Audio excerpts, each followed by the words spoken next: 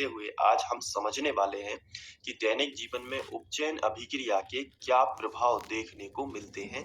और इसके पहले हमने अपचयन और उपचयन अभिक्रिया को समझा था, तो अब तो आपको उपचयन अभिक्रिया क्या है ये तो पता ही चल गया होगा। उपचयन अभिक्रिया के क्या प्रभाव देखते हैं? उपचयन अभिक्रिया होती क्या है? जिसमें जिन पदार्थों में ऑक्सीजन की वृद्धि हो जाए, जिन पदार्थों में ऑक्सीजन की वृद्धि हो जाए, उन्हें क्या कहते हैं? उपचयन अभिक्रिया।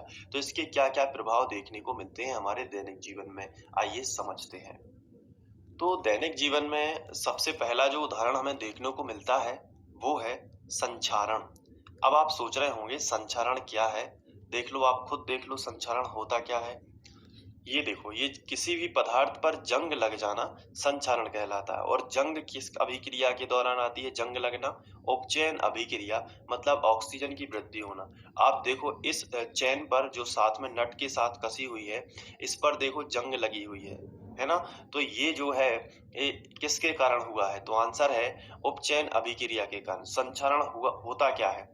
क्या प्रभाव देखें? संक्षारण में जो धातुएं होती हैं वो वायुमंडल में उपस्थित नमी आदि से क्रिया करती हैं, ठीक है? और क्रिया करने के बाद अपने ऊपर इस तरीके की परत बना लेती हैं। तो इससे क्या होता है? ये जो क्रिया है ये संक्षारण है। तो दैनिक जीवन में उपचयन अभिक्रिया के क्या प्रभाव देखने को मिलते हैं? तो इसका पहला जो है वो हम यहाँ पे लिख सकते हैं। तो हम यहाँ पे हेडिंग डालेंगे कि प्रभाव कौन-कौन से हैं। तो सबसे पहले तो हमने लिखा कि प्रभाव जो हमें देखने को मिलता है, जो पहला प्रभाव है वो है संक्षारण। तो अब संक्षारण की यहाँ पे डेफिनेशन भी लिख लेंगे हम। पहला प्रभाव है संक्षारण। अब संक्षारण होता क्या है? संक्षारण असल में लोहे पर जंग लगना, ठीक है? अब देखो, इसमें होता क्या है कि जो धातुएँ होती हैं, संक्षारण की जो डेफिनिशन लिखना है वो क्या लिखोगे कि जो धातुएँ होती हैं, जैसे यहाँ पे ये जो नट है, ये किसी धातु से मिलकर बना था और लेकिन इसने आसपास की वायु और नमी से क्रिया करके खुद के ऊपर एक ऐसी अवांछनीय परत चढ़ा ली जिससे इसका कलर थोड़ा कत्था कलर का हो गया है, जिसे कहते हैं जंग लग गई है इसमें। अब आपको मैं एक और एग्जांपल से समझा देता हूँ। धातुएँ बिल्कुल शुद्ध होती हैं। देखो इस चित्र से समझो। ये जो चित्र है, इसमें पहले धातु इस तरीके से रहती है, बहुत ही शुद्ध तरीके से।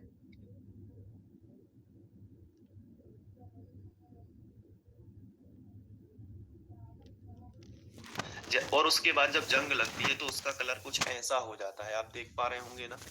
तो यही तो संक्षारण हो गया। पहले शुद्ध धातु थी, अगर इसे बरसात के दिनों में या ठंड के मौसम में बाहर रख दिया है, ऐसे ही सालों तक कोई भी धातु या कोई भी ये चेन है ऐसे पड़ी हुई है, तो इस पर जंग लग जाएगी, है ना?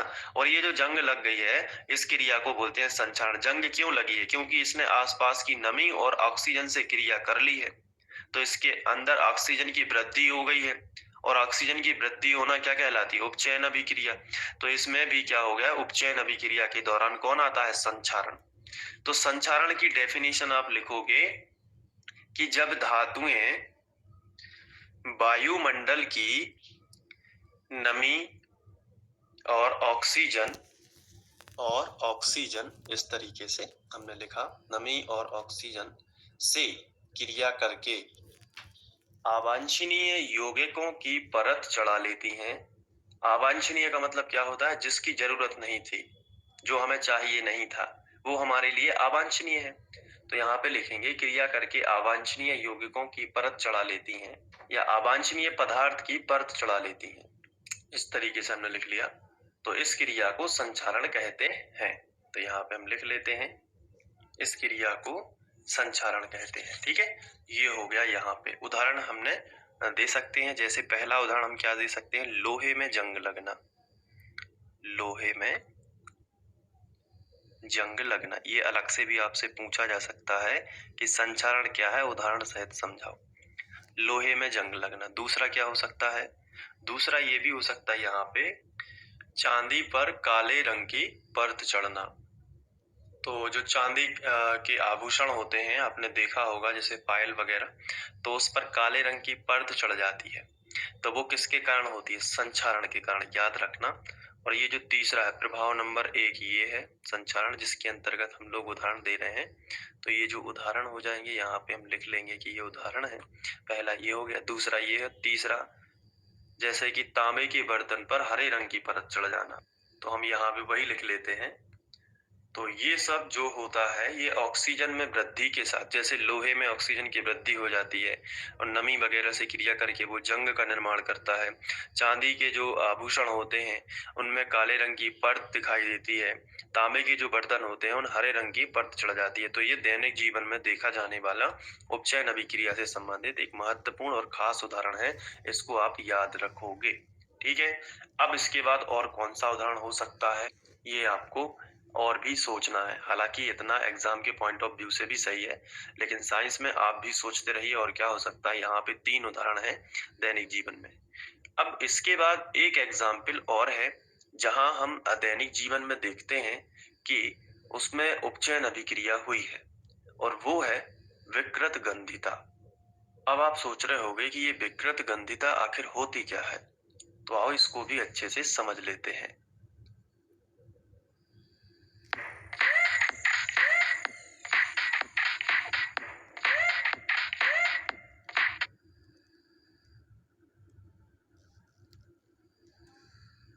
देखो, कोई भी चीज विकृत हो जाना मतलब खराब हो जाना। क्या हो जाना? खराब। गंधिता मतलब उसमें से गंध भी आती है, खराब ही गंध आती है। तो जो खाने योग्य पदार्थ होते हैं, अगर उन्हें वायु में खुला छोड़ दे कुछ देर के लिए, तो उसमें भी ऑक्सीजन की वृद्धि हो जाती है और वो पदार्थ खराब हो जाते हैं। तो याद रखो, विकृत मतलब खराब हो जाना और गंधिता मतलब गंध भी खराब आना। इसको हम ऐसे याद भी कर सकते हैं। तो जैसे आपने देखा होगा कि जो खाने की वस्तुएं होती हैं, जैसे ये देखो ब्रेड है, इसको कुछ टाइम के लिए इस तरीके से वायु में खुला छोड़ दिया तो देखो ये खराब हो गया। देख पा रहे हैं आप चित्र में? तो ये जो है एक विकृत गंधिता का उदाहरण है। इसमें ब्रेड ने क्या किया है, आसपास की जो वायु है, आसपास की जो वायु है और नमी है उससे क्रिया कर ली है, और इसमें ऑक्सीजन की वृद्धि हो गई है। और इसमें जो अभिक्रिया है वो कौन सी हो चुकी है? उपचयन अभिक्रिया। और उपचयन अभिक्रिया के कारण ये जो है खराब हो चुका है। तो ये दैनिक जीवन का एक उदाहरण है।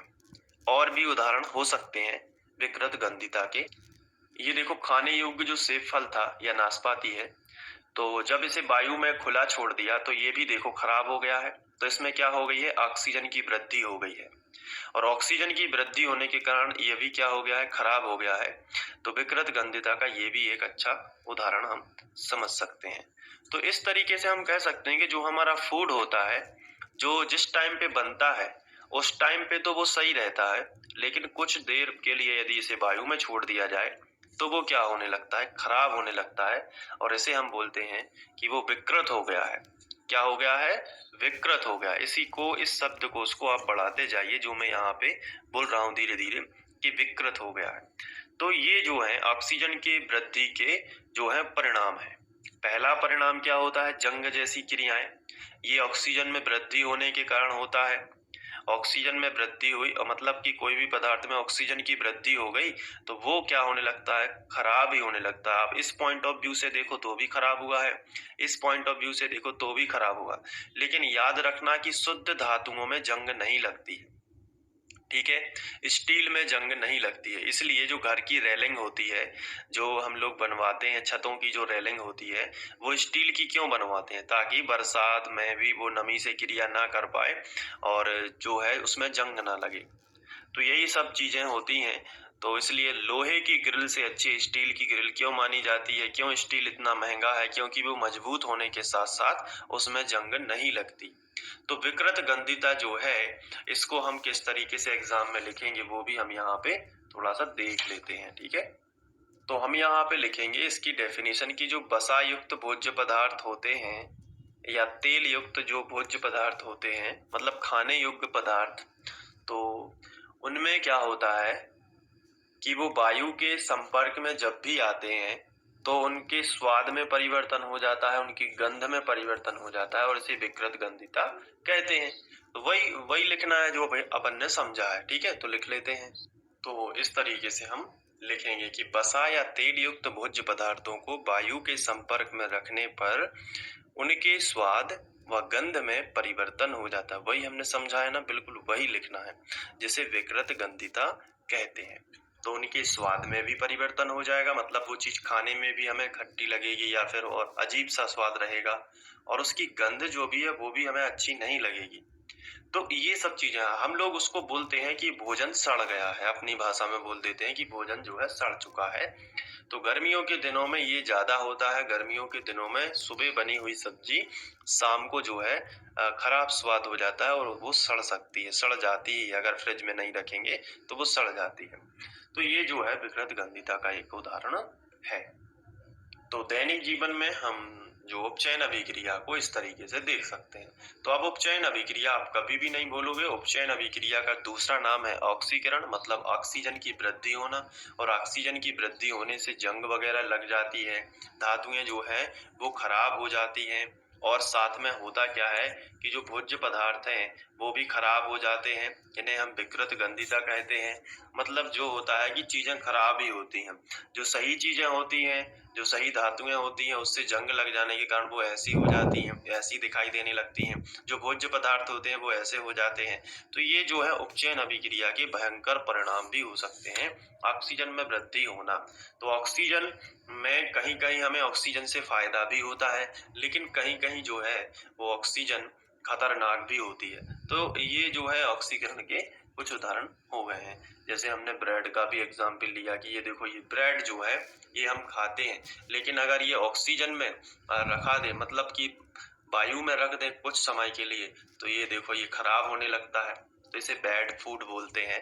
तो ये ठीक है।